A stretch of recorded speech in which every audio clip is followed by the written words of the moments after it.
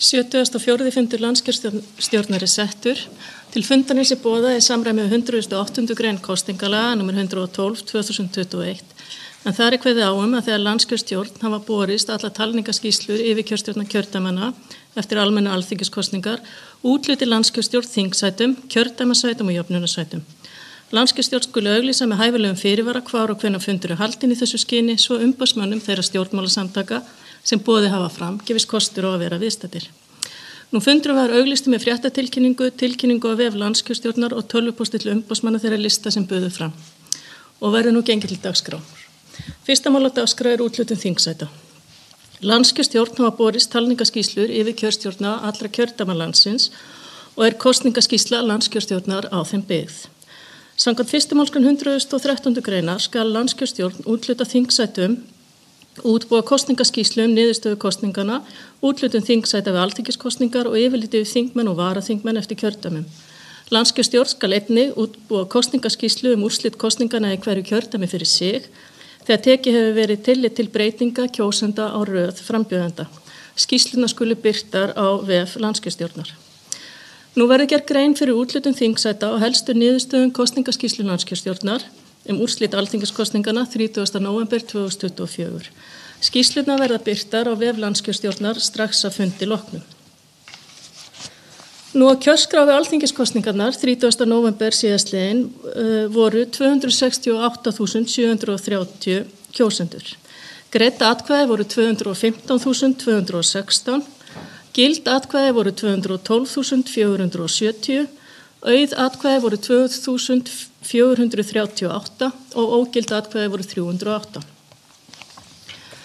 Verður nú gerð grein fyrir kjörnum þingmönnum eftir kjördæmum, hvoru tveggja kjördæmakjörnum og jöfnunarmönnum. Þingmenn í norðvesturkjördæmi.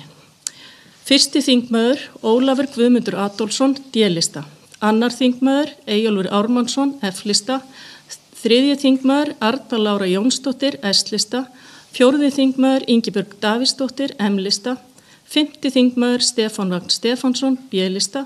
Sjötti þingmaður María Rut Kristinsdóttir, C-lista og sjöundi þingmaður Lilja Rafney Magnúsdóttir, F-lista. Þingmenn í norðausturkjördæmi. Fyrsti þingmaður Logi Einarsson, S-lista. Annar þingmaður Sigmundur Davíð Gunnlaugsson, M-lista. Þriðji þingmaður Jens Garðar Helgason, D-lista. Fjórði þingmaður Sigurjón Þórðarsson, F-lista. Fimmti þingmaður Ingibjörg Ólöf Ísaksen, B-lista. Sjötti þingmaður Eydís Ásbjörnsdóttir, S-lista. Sjöundi þingmaður Ingvar Þórótsson, C-lista. Áttundi þingmaður Þorgrímur Sigmundsson, M-lista. Níundi þingmaður Njáll Trausti Friðbertsson, D-lista og tíundi þingmaður Þórarinn Ingi Pétursson, B-lista. Þingmenn í Suðurkjördæmi. Fyrsti þingmaður Ásthildur Lóa Þórsdóttir, F-lista. Annar þingmaður Guðrún Hafsteinsdóttir, D-lista. Þriðji þingmaður Víðir Einarsson, S-lista. Fjórði þingmaður Karl Gauti Hjaltason, M-lista. Fimmti þingmaður Halla Hrund Logadóttir, B-lista. Sjötti þingmaður Guðbrandur Einarsson, C-lista. Sjöundi þingmaður Sigurður Helgi Pálmason, F-lista. Áttundi þingmaður Vilhjálmur Árnason, D-lista. Níundi þingmaður Ása Berglind Hjálmarsdóttir, S-lista og tíundi þingmaður Sigurður Ingi Jóhannsson, B-lista. Þingmenn í Suðvesturkjördæmi. Fyrsti þingmaður Bjarni Benediktsson, D-lista. Annar þingmaður Þorgerður Katrín Gunnarsdóttir, C-lista. Þriðji þingmaður Alma Möller, S-lista. Fjórði þingmaður Bergþór Ólason, M-lista. Fimmti þingmaður Þórdís Kolbrún Reykfjörð Gylfadóttir, D-lista. Sjötti þingmaður Guðmundur Ingi Kristinsson, F-lista. Sjöundi þingmaður Sigmar Guðmundsson, C-lista. Áttundi þingmaður Guðmundur Ari Sigurjónsson, S-lista. Níundi þingmaður Bryndís Haraldsdóttir, D-lista. Tíundi þingmaður Eiríkur Björn Björgvinsson, C-lista. 11. þingmaður Þórunn Sveinbjarnardóttir, S-lista. 12. þingmaður Nanna Margrét Gunnlaugsdóttir, M-lista. 13. þingmaður Rósa Guðbjartsdóttir, D-lista og 14. þingmaður Jónína Björk Óskarsdóttir, F-lista. Þingmenn í Reykjavíkurkjördæmi suður. Fyrsti þingmaður Jóhann Páll Jóhannsson, S-lista. Annar þingmaður Þorbjörg Sigríður Gunnlaugsdóttir, C-lista. Þriðji þingmaður Áslaug Arna Sigurbjörnsdóttir, D-lista. Fjórði þingmaður Inga Sæland, F-lista. Fimmti þingmaður Ragnar Sigurðardóttir, S-lista. 7. þingmaður Snorri Másson, M-lista, 7. þingmaður Jón Gnarr, C-lista, 8. þingmaður Hildur Sverrisdóttir, D-lista, 9. þingmaður Kristján Þórður Snæbjarnarson, S-lista, 10. þingmaður Kolbrún Áslaugar Baldursdóttir, F-lista og 11. þingmaður Jón Pétur Simsen, D-lista. Og þingmenn í Reykjavíkurkjördæmi norður, 1. þingmaður Kristrún Frostadóttir, S-lista, 2. þingmaður Guðlaugur Þór Þórðarsson, D-lista, 3. þingmaður Hanna Katrín Friðriksson, C-lista, 4. þingmaður Þórður Snær Júlíusson, S-lista, 5. þingmaður Ragnar Þór Ingólfsson, F-lista, 7. þingmaður Sigríður Á Andersen, M-lista, 7. þingmaður Diljá Mist Einarsdóttir, D-lista, 8. þingmaður Dagur B. Eggertsson, S-lista, 9. þingmaður Pavel Bartósek, C-lista, 10. þingmaður Grímur Grímsson, C-lista og 11. þingmaður Dagbjört Hákonardóttir, S-lista.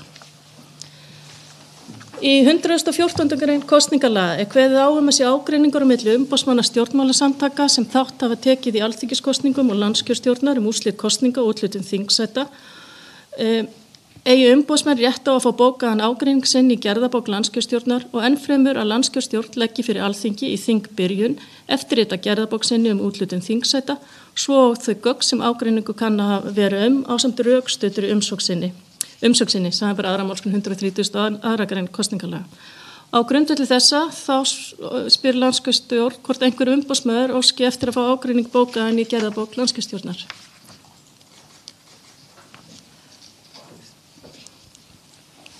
Og ég beði þá að kynna þig og umboðsmaður hvaða lista það ert og gera grein fyrir bókuninni. Ég heiti Kristján Sveinbjörnsson, umboðsmaður S-lista, raunar aðstoður umboðsmaður, en það víst ekki að breyta neinu í kjördæminu suðvestur.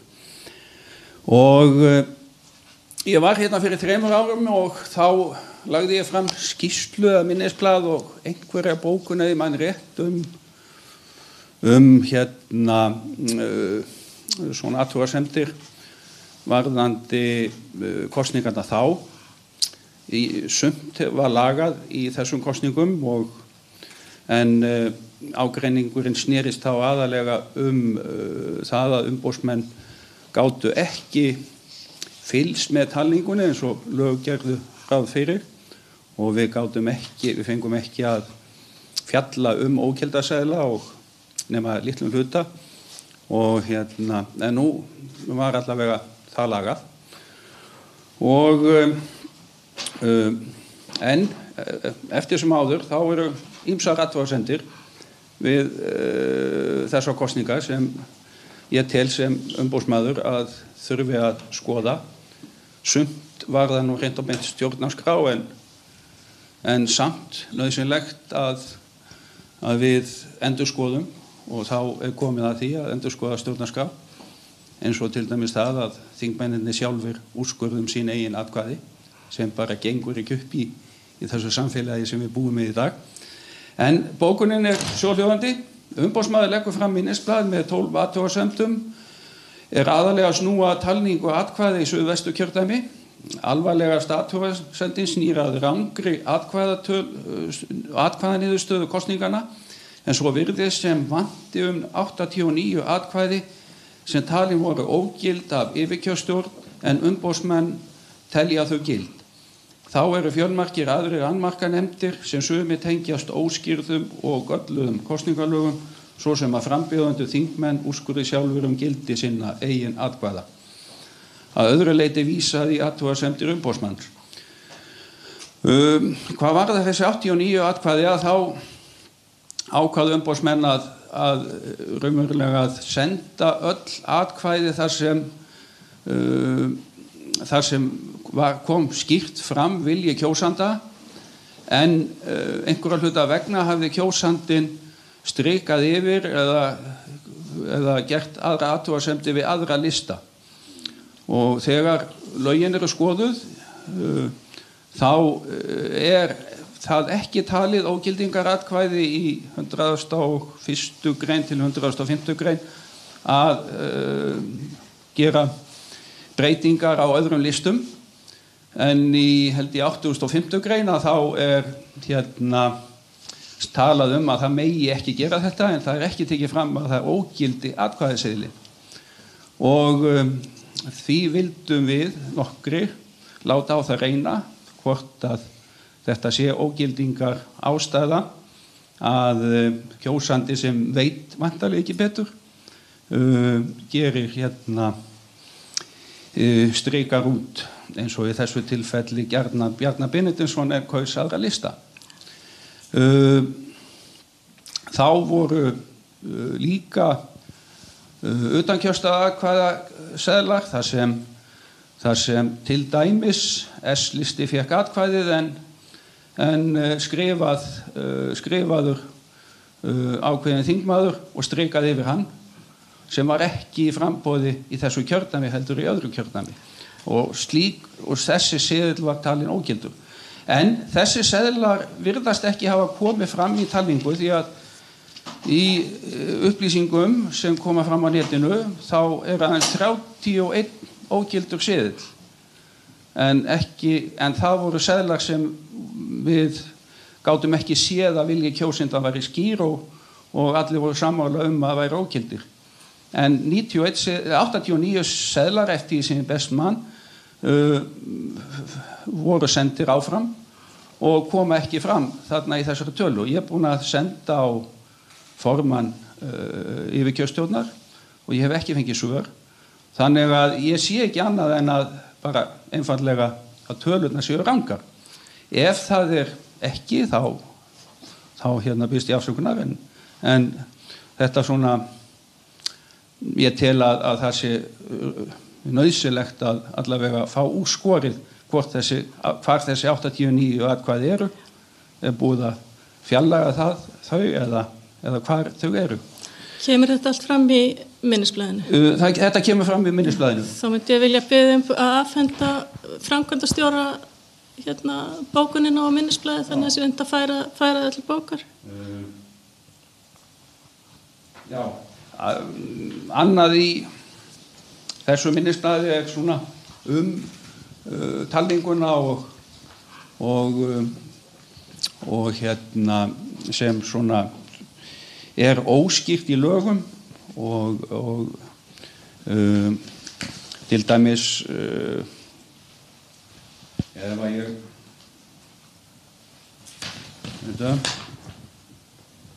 það var til dæmis að það komu fram 17 atkvæðaseðlar eftir að talningu lauk, og það skýringar sem við fengum var það að þessir atkvæðaseðlar hefðu dagað uppi hjá landskjörstjórn, og allavega ég hef ekki fengið upplýsingar það nánar, en ég skildi það jafnvel svo að landskjörstjórn hefði ekki fylgst með seðlum sem bárust henni eða húsnæði hennar, og þessi seðlar kom ekki ljós fyrir á mánudegi eftir kosningar. Allavega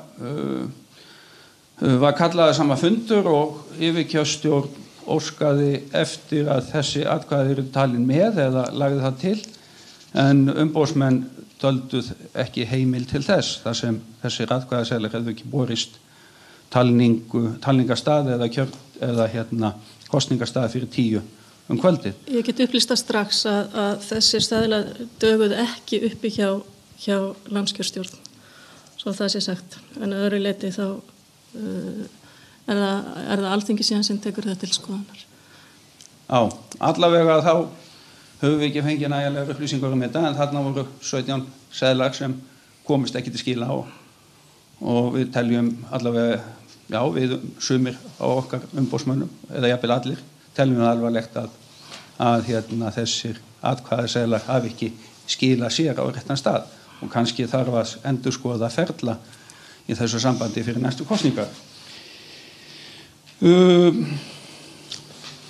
Brot seðla, kjörseðla, það ekki að tala það að kjörseðil skuli brotin saman einu sinni, en hann brotið saman 2 svar, og sem svona þá á skjön við lögin, og ekki hafa komið fram nein rök fyrir því akkur hann tvíbrotin.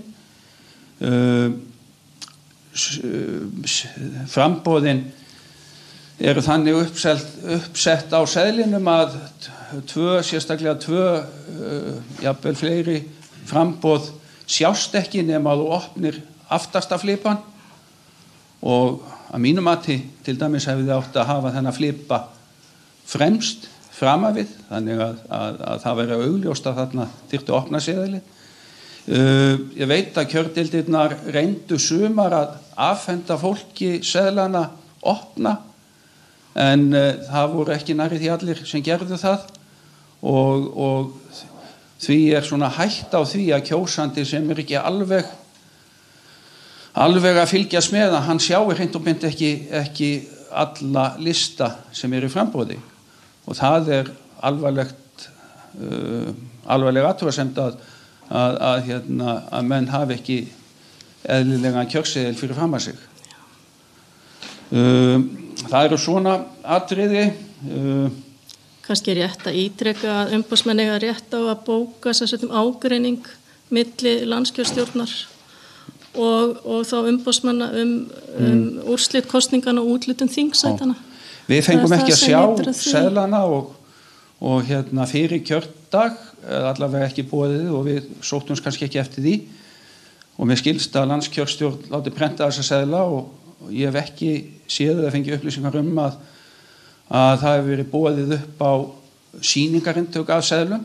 Það hefði svo sannarlega þurft að gera því til dæmis kjördeildirnar í Kópavogi voru með þannig kjörkassa að seðlarnir komust ekki ofan í kjörkassana nema beigla þá saman og tróða þeim þannig ofan í kassana sem var til þess að seðlarnir komust ekki nema litlu leyti í kassana og það þurfti að skipta miklu örar kjörkassa og svo þegar í talningunni þá voru seðlarnir böglaðir og svona var ekki eins þægilegt að telja þá en ella og þannig að þess vegna nefndi ég þetta atriði að menn skoðuðu þetta og afhendu sýnisortna seðlum bæði til okkar umboðsmanna þannig að við sæjum hvernig þeir væri brotnir og hvernig þeir væri settir upp og svo ekki síður staðirnir og kjördeildirnar geti máta sína seðla við kjörkassana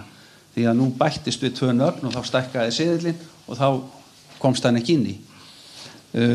En það var eitthvað að menn bókuðu þetta, ég bókaði þetta ekki og svona atriði tínast í bókunum, það svona held ég að sé rétt að skrifa hreint og beint bara minnisblað og leggja það fram hér og svo fær þetta til þingsins og til skoðana fyrir næstu kosningar. Þú gerir það. Þakka að kærlega fyrir. Takk fyrir. Við myndum beðum að afhenda ástríði framkvæmdastjóra landskjörstjórnar bókunina ásamt minnisblaðinu. Eru aðrir umboðsmenn sem óska eftir að taka til máls undir þessa lið? Nú er... Jú takk, ég myndi þykja það. Það myndi þykja það. Þetta bara 10. desember og náttur.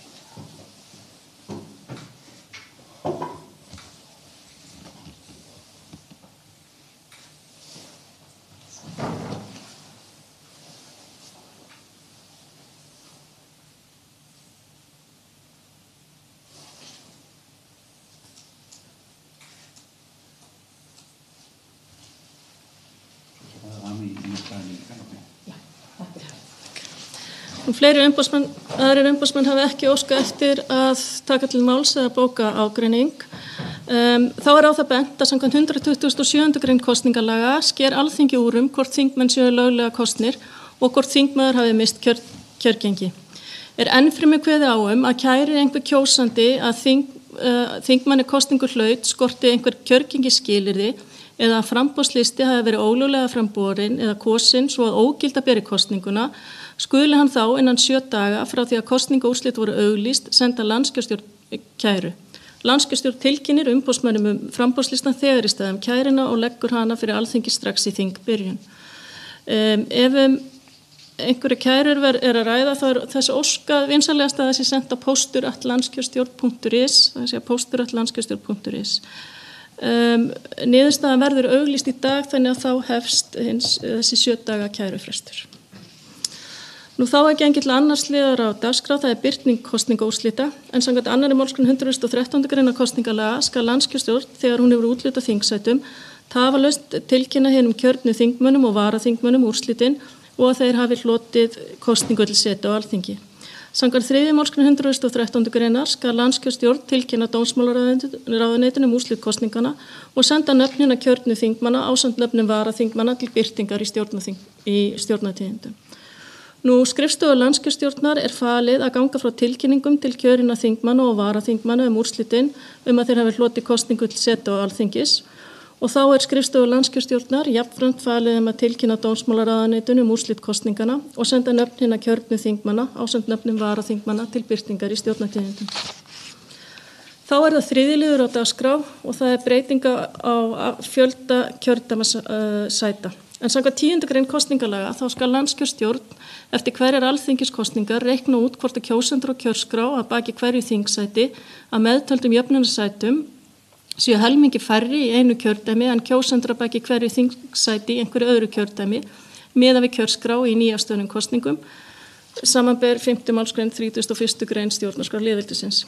Ef svo þá skal landskjörstjórn breyta fjölda kjördæmisæta í kjördæmum þannig að dregið verði úr þessum mun. Sú breyting má þó aldrei verða meira en þörf krefur hverju sinni til að fullnægja fyrirmælum þessara stjórnarskrár ákvæðis. Nú kjósendur að baki hverju þingsæti eru flestir í suðvestur kjördæmi eða 5.649 og fæstir í norðaustu kjördæmi eða 3.107. Hlutfallið því 1,82 og ekki þörf á að breyta fjölda kjördæmasæta í kjördæmum samanber 10. grein kosningalaga. Nú fleira verður ekki gert. Ég þakka ykkur fyrir komuna og fundi landskjörstjórnar slitið.